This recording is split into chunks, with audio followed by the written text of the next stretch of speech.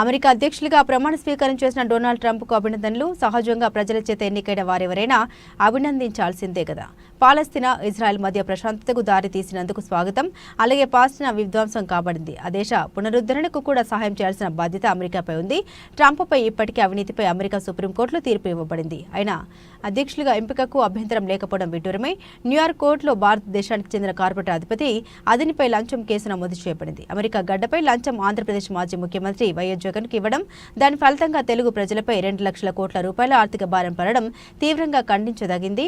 ఈ వ్యవహారంలో న్యూయార్క్ న్యాయ వ్యవస్థ తగు చర్యలు తీసుకోవాలని కోరుతున్నాం. అమెరికా దేశానికి అధ్యక్షులుగా ప్రమాణ స్వీకారం చేసినటువంటి ట్రంప్కు స్వాగతం పలుకుతున్నాం.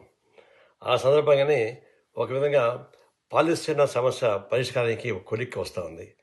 అక్కడ ఉన్నటువంటి ఈ పాలస్తీనా, ఇజ్రాయెల్ మధ్య వచ్చినటువంటి ఘర్షణలు, కాల్పులు, మరణ హోమం, పాలస్తీనా ప్రజానీకాన్ని ఒక దేశం గుర్తించడానికి నిరాకరించేటువంటి ఒక దారుణ సమస్య, వీటన్నిటికీ ఒక పరిష్కార మార్గం దొరుకుతుందేమో అని ఆలోచిస్తున్నాం. ఇప్పటికీ ఒక ఒప్పందం కుదిరింది.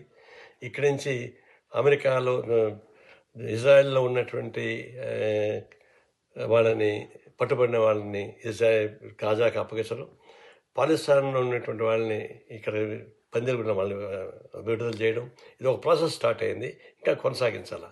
అది కొనసాగించే క్రమంలో మరోసారి ఈ ట్రంప్కి నేను విజ్ఞప్తి చేసి ఏంటంటే, ఈ పాలస్తీనా మొత్తం కూడా ధ్వంసం చేసి పారేశారు. వాళ్ళకి ఆర్థికంగా సహాయం చేయాలి, వాళ్ళు నిలబడే పద్ధతులు ఏర్పాటు చేయాలి, వాళ్ళని సహాయం కూడా చేయమని, అదే మన ఇజ్రాయెల్ని మరో కంట్రోల్ చేయమని చెప్పేసి మేము కోరుతా ఉన్నాం. రెండవది, అటు చైనాని, ఇటు పనామాని, వీటన్నింటినీ కాల్దుబాలని ప్రయత్నం కొంచెం చేస్తున్నాడు. అండ్ అలాంటి జోలికి పోవాల్సిన అవసరం లేదు. ఇంకొకటి ఏంటంటే, ఈ ఒకవైపున మేము ప్రమాణ స్వీకారం చేసే ముందే అమెరికన్ సుప్రీంకోర్టే ట్రంప్ అవినీతిని నిరూపించి ఒక సూసెస్ పాస్ చేసింది. మామూలుగా అయితే ప్రమాణ స్వీకారం చేయకూడదు, కానీ వాళ్ళ చట్టాలు వేరుగా ఉన్నాయి కూడా ప్రమాణ స్వీకారం చేసుకున్నాడు. అంతెందుకు, అంతకుముందు బైడెన్ అధ్యక్షుడిగా ఉన్నాడు. ఆయన ఒక గంట ముందు పదవి విరమణ చేసే గంట ముందర వాళ్ళ కుటుంబ సభ్యులపై ఉన్న కేసులు మొత్తం రద్దు చేసుకుని వెళ్ళిపోయాడు.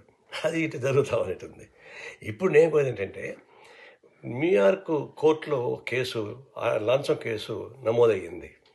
అది భారతదేశం ఉన్నటువంటి ప్రముఖ పారిశ్రామికవేత్త అదాని ఈ అమెరికా గడ్డ నుంచి ఆంధ్రప్రదేశ్ ముఖ్యమంత్రిగా ఉన్నటువంటి, గత ముఖ్యమంత్రిగా ఉన్నటువంటి జగన్మోహన్ రెడ్డి గారికి లంచం ఇచ్చారని చెప్పేసి అని తేలింది. అది దాని పర్యవసానం ఏంటంటే, ఇక్కడ లంచానికి అక్కడ ఆంధ్రప్రదేశ్ ప్రజానీకం పైన దాదాపు 20 ఏళ్లలో 2 లక్షల కోట్ల రూపాయలు భారం మోసేటువంటి పరిస్థితి వచ్చింది. అటువంటిప్పుడు ఈ న్యూయార్క్లో ఉన్న కోర్టు కూడా ఖచ్చితమైన నిర్ణయం తీసుకోవాల్సి వస్తుంది. మరి ఇక్కడ ట్రంప్ను అటు మోడీ కలుసుకొని ఏమైనా మేనేజ్ చేసి ట్రై చేస్తారు, కానీ అది కాకుండా దీన్ని కృషి చేయాల్సిన అవసరం ఉంది. అది ఒక విధంగా కార్పొరేట్ అవినీతిని అంతమొందించడానికి ఉపయోగపడే ఒక సంస్థగా ఉపయోగపడుతుంది. దీనిపైన తగినటువంటి చర్యలు తీసుకోమని చెప్పేసి మేము కోరుతా ఉన్నాం.